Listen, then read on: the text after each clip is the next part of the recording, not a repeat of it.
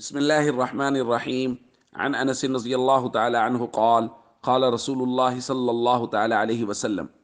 خذ الأمر بالتدبير وإن رأيت في عاقبته خيرا فأمضه وإن خفت غيا فأمسك. رواہ البہقی۔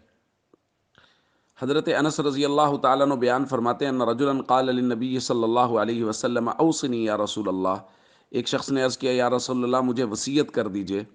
آپ صلی اللہ علیہ وسلم نے اس کو فرمایا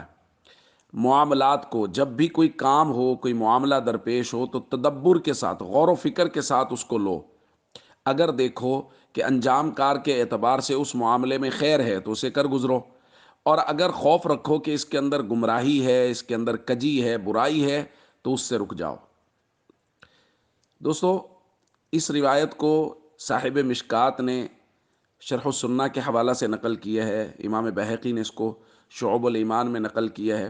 محدثین نے اس روایت پر ضعف کا قول کیا ہے، لیکن جو مضمون ہمارا پچھلے کچھ دنوں سے چل رہا ہے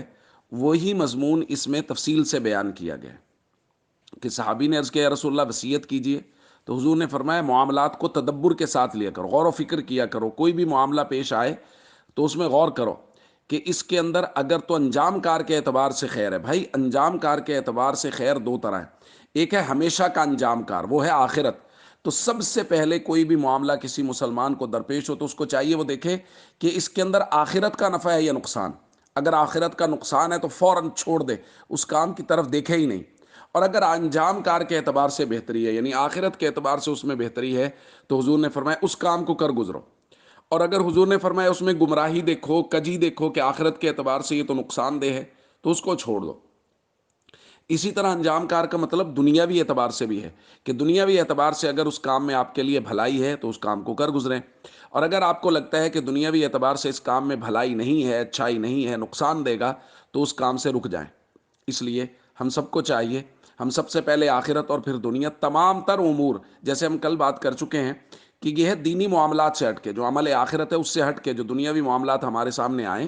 ان میں ہم دیکھیں کہ اگر تو انجام کار کے اعتبار سے وہ بہتر ہیں، دنیاوی طور پہ بھی منافع حاصل ہوں گے، آخرت میں بھی منافع حاصل ہوں گے، تو اس کام کو کریں۔ اور اگر خدا نہ خواستہ لگے کہ یہ کام نقصان دہ ہو سکتا ہے دنیاوی طور پہ اور خاص طور پہ اخروی طور پہ، تو قطعاً اس کام کے قریب نہ جائیں۔ السلام علیکم ورحمۃ اللہ۔